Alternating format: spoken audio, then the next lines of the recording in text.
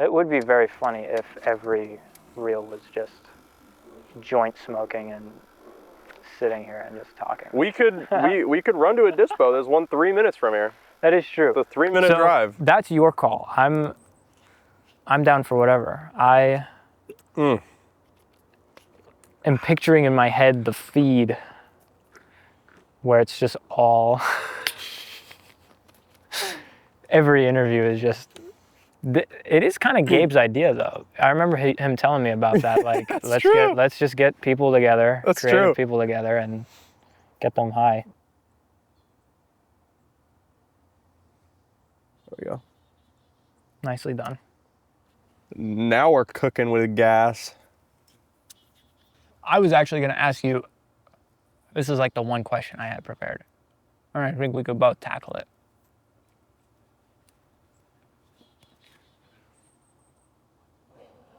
How does like a soundtrack start for you? Like when you're working? Oh. Like what do you do? What's that first step? I don't know. I mean, I tend to go to picture. So it's like, okay. Usually you get the picture lock or you get something like that. Yeah. And then it's like, okay, how do I fill that in?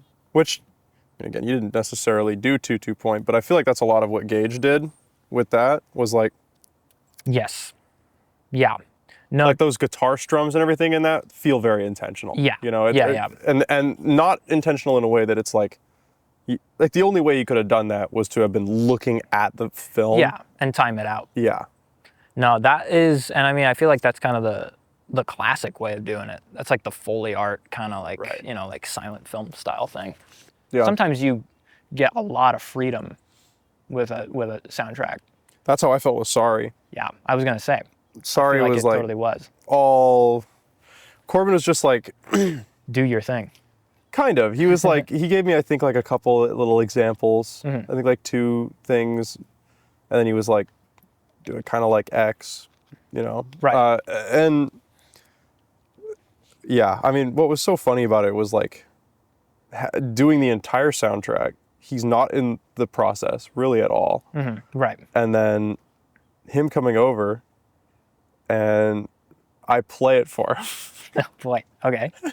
Why are you laughing? You know, because he's seen the movie without the music, and so I just come out to him with this entire soundtrack. Yeah, he's going in blind. The 18-minute film or whatever. Yeah. And like, there's a lot of music in it. Yeah. And I play it for him. Very alarming. He's just taken so aback by it. Because it turns that whole opening and it feels really serious. And then the music the music gives it that so that's permission to be more comedic, I think. That's what I've been interested in with it, is like, because listening to it, it's almost got this like 80s crime drama vibe to it or something. It's such a fun, like, because I also don't know how I would approach that one. It's so, I don't know. You could, but I guess that's what's fun about when someone doesn't necessarily give too much guardrails, is you can just kind of pull, you get to really, that's what's fun, is music. I don't know. It's not more than anything, but it can be such a fundamental tool to changing what it is. It can alter a scene completely. Yeah, and it's really fun. I wanted something like hyper intense. Yeah. Because Corbin like simultaneously wanted it to be building up to something. I didn't see a way to necessarily do that didn't lean into some sort of more comedically motivated angle. Yeah. Where it was like, I can't just, you know, the edit is I rely on the edit a lot when it comes to interpreting tension and like where it's building, where it isn't. And so when you're kind of just like needing to build tension the whole time, it just, I saw an opportunity where I was like, this could be the funniest thing ever. and it would also be an easier task slightly. Yeah. So then it was like, all right, so that just is my like Occam's razor approach to this, doing the soundtrack here. Huh. I just have to make it intense as like in an artificial way so that it is funnier. Yeah. Huh. That's kind of fun. Damn.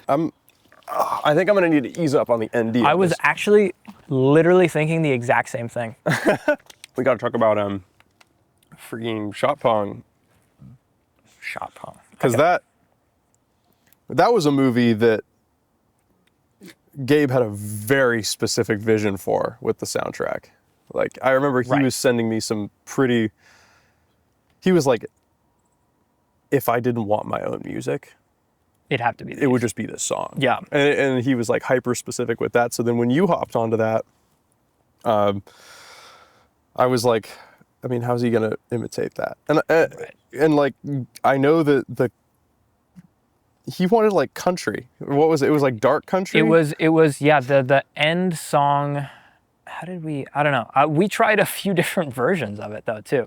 That country song specifically, because I really only composed the shot pong, like the main thing. Everything else had samples and stuff that I was working with. I'm gonna ease up on that ND more. I think. Ugh. I think I might have to take it off actually. Dude, you know what I gotta do?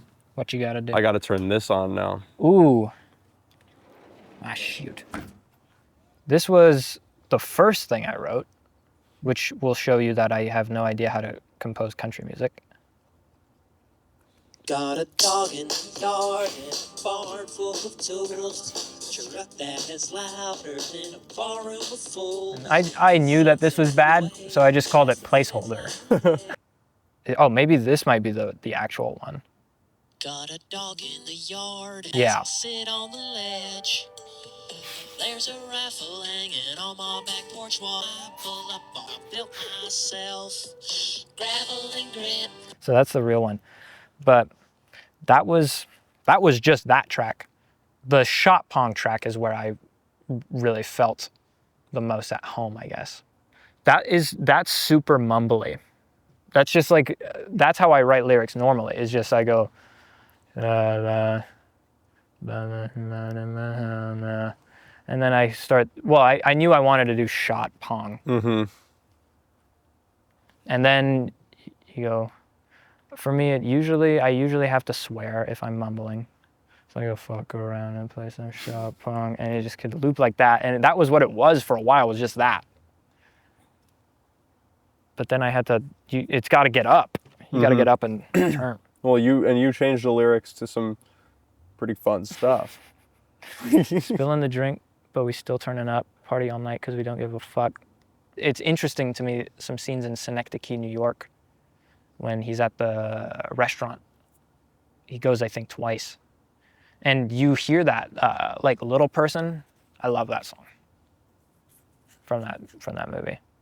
But you hear it in the background. And like it's just kind of hidden there. And you don't catch it on that first watch. But like that kind of stuff, I don't know. Not that what shot pong is doing is Synecdoche level, but it's just it's fun.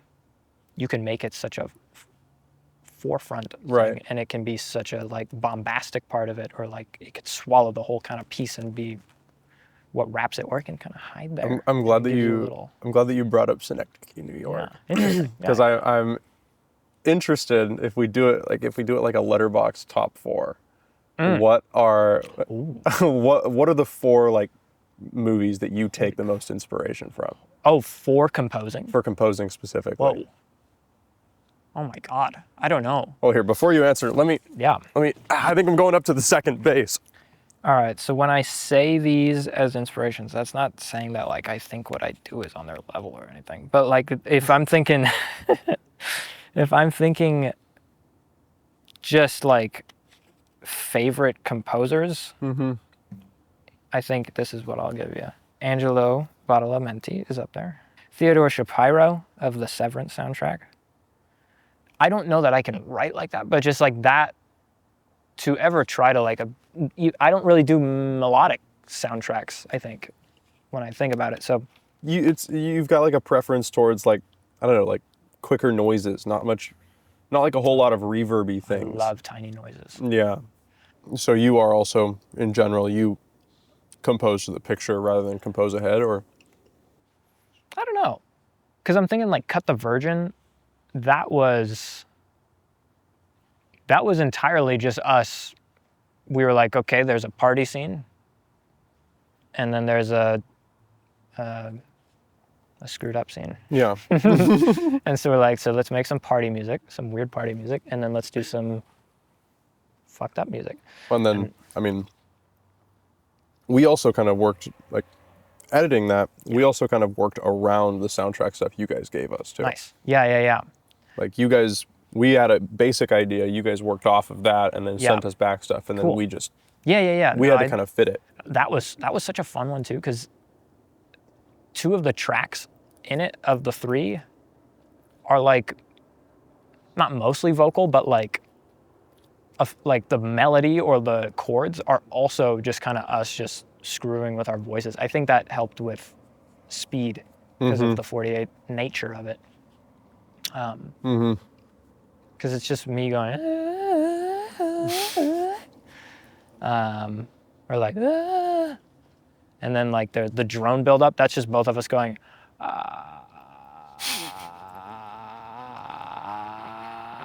Yep.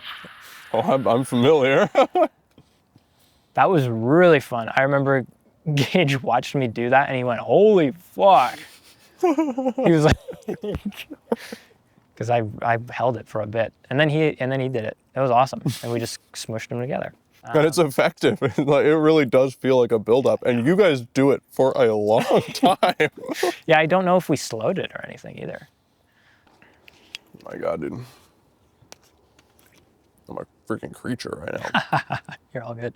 I might pee, but I can hold it. No, because I'm going to take the ND off anyway. Okay. Whoop. Oh my God, it's going to be so freaking underexposed, dude. Oh, dude, get off. Get off. Oh my God, bro. Dang.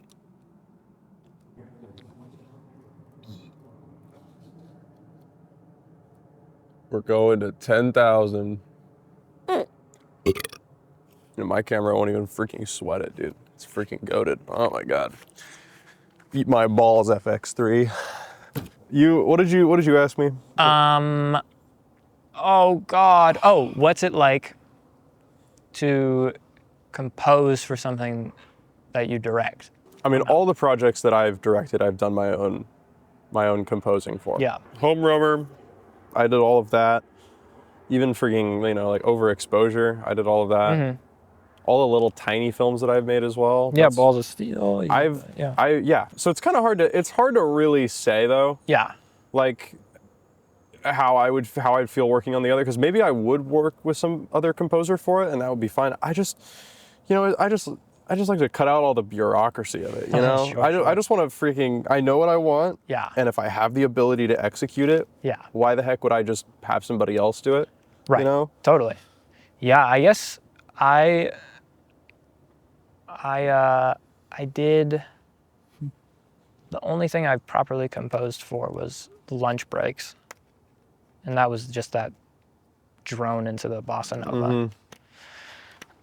That was super simple. That's like a 4-bar loop, I think. And that was just all I needed because it's bossa nova. But Gage did take a crack at it. And it was interesting because it had all the sounds of a bossa nova kind of track. It had that kind of like, that little, I don't know what you call it, guiro, maybe, something like that. Have you composed for something that you weren't on the set for? That was shot Pong. Oh, yeah. That was, let me look at the list real quick, if you don't mind. Because I've never done that. I've never composed a soundtrack for something I wasn't on the set for. First one I did, I literally came on the set and told everyone I'm just like the vibe reader.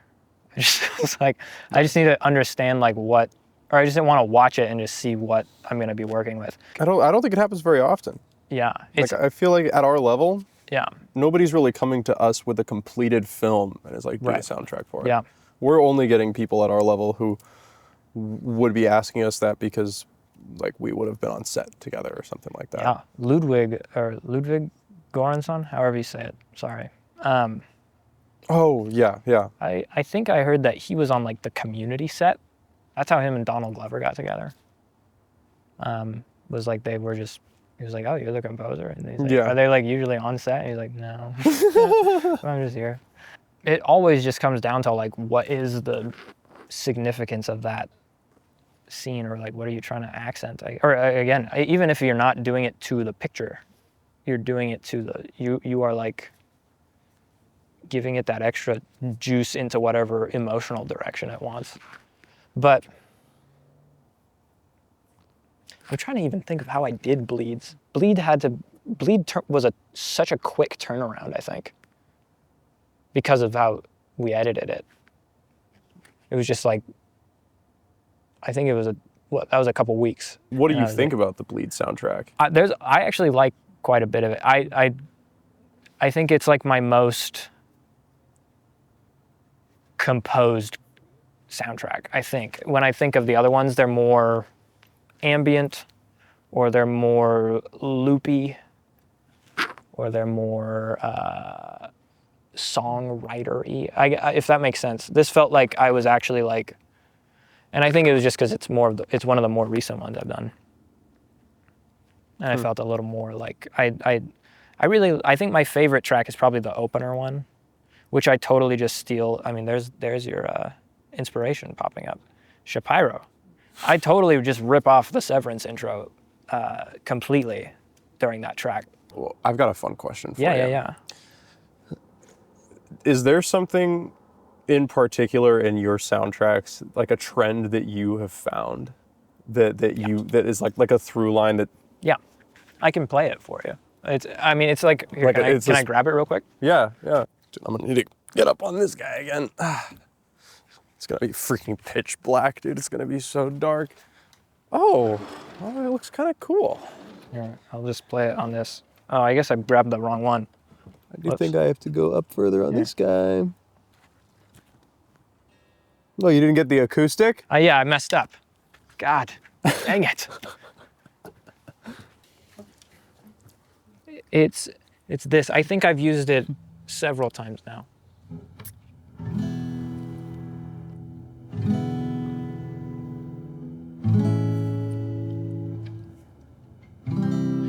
Like that progression I've used in different ways. I've done like the first soundtrack I did, which we're not putting that one up, but I guess I can.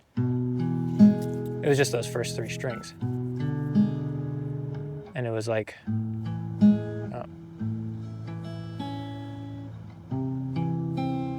and I think I've used like a more plucky version before.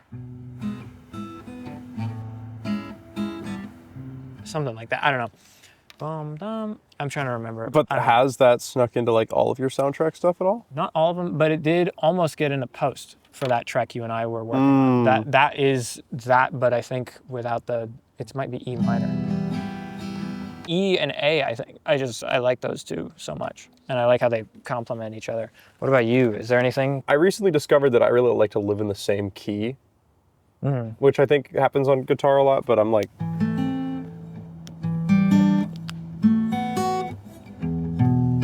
And that's all the key of.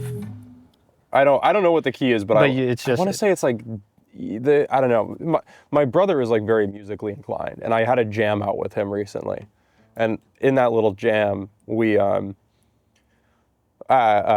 was like playing a bunch of stuff, and he was like, we got like 2 or 3 little like songs, I guess you could call them, in, and he was like, you keep on playing in the same key. Yeah. Like I'm just hitting the same notes.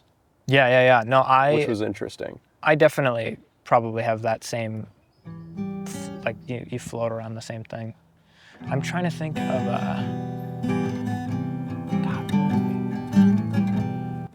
I think that's probably the thing that I default to a lot, is this little, I think it's maybe similar to what you're doing. It's just a little more in a more minor scale, but it's like.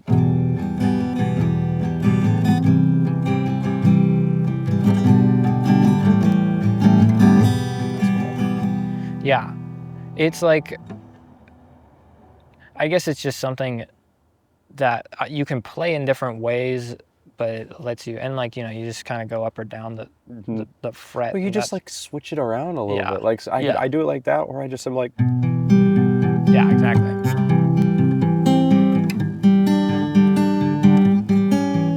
That's what I was going to tell you. Is I think I watched something with Hans Zimmer, and he said that he cheats by just playing. And then just switches the notes around for everything. Yeah. Yeah, I think And I see so, the same thing. Like, I mean, It works. Yeah. It works. I mean, every sound.